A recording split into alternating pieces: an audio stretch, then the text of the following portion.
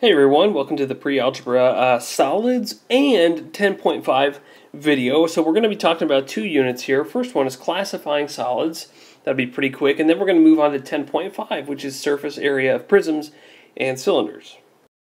Alright, so the first thing we're going to talk about is a solid. Okay, so a solid is a three-dimensional figure that encloses part of space. And by space, we mean all the space out there. We're not talking about outer space. We're talking about all space, anything you could look out and see. A solid could enclose part of that space. Okay, so the key here I want you to see is a three-dimensional figure. Okay, so we're not just talking about circles, now we're talking about cylinders, right? We're not just talking about triangles, we're now talking about triangular prisms.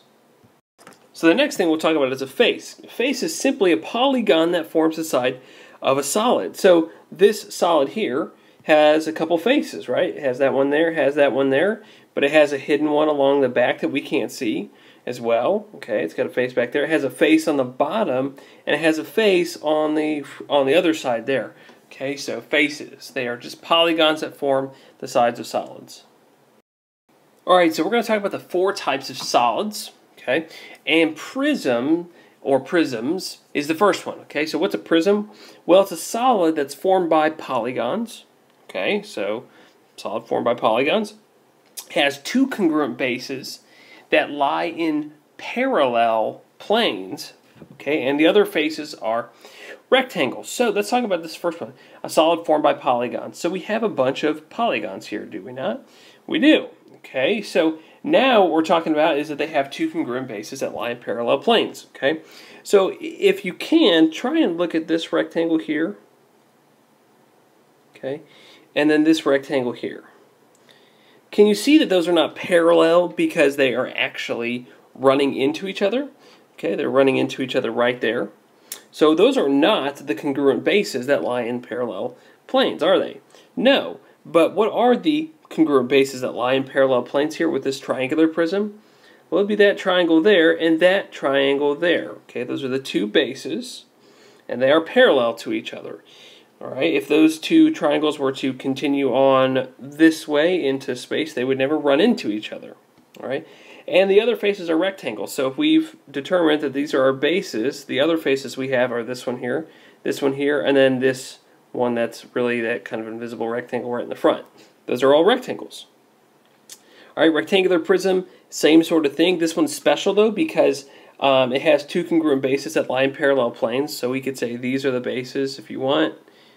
Back there, but if you wanted, you could also say that these are the bases and those are the bases. It just depends on how you orient the figure, but the cool thing is that the bases, alright, are in parallel planes and the other faces are rectangles, but they're also in parallel planes. So if we were to determine, hey, let's call these two the base,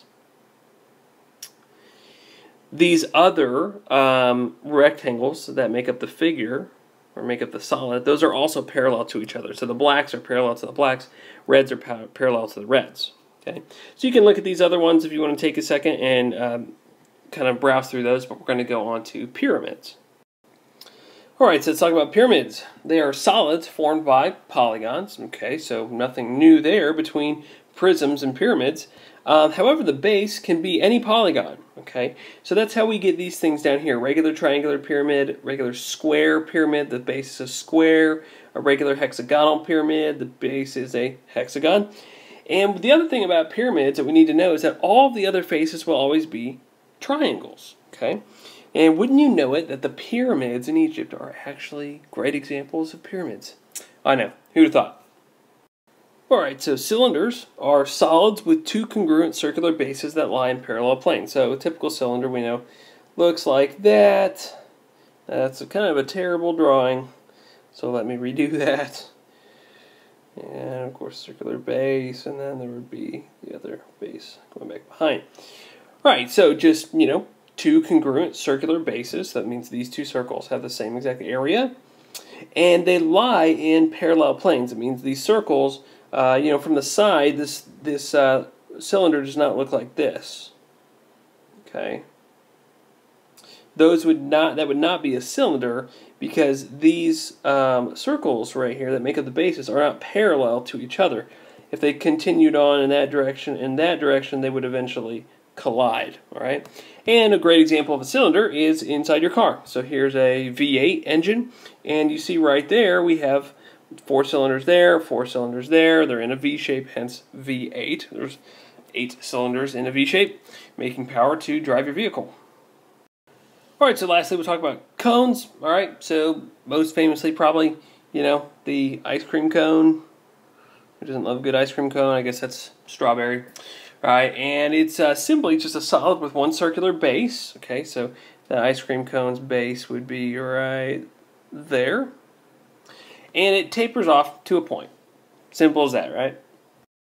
All right, so now let's talk about edges and vertices. Okay, so what's an edge? Well, it's where the faces of a prism or pyramid meet. So if I have a, we'll do a rectangular prism there.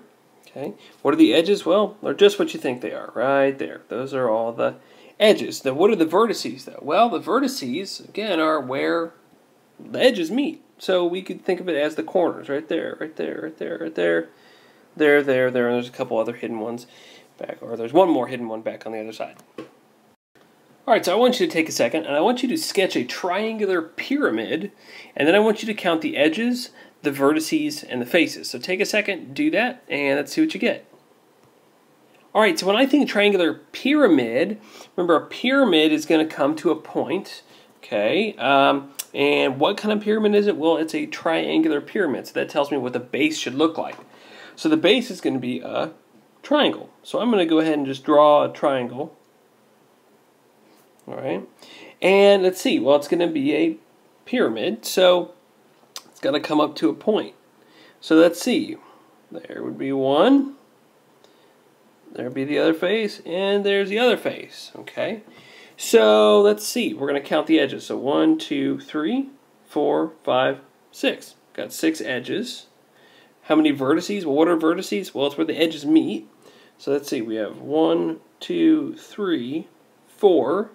4 vertices, and how many faces? Well, let's see. We got 1, 2, and then this guy on the back side there. So 3, 4 down there, and we're done. Now, could yours have looked different? Absolutely. Okay. You know, maybe, let's see, you had a equilateral triangle, so there's your base, and it's a pyramid, so it's coming to a point. And so maybe yours looked more like, you know, that or something. Really, that red should be a dashed line back there. Okay, so, well, same thing. Yeah, you'd have the same number of edges, vertices, and faces.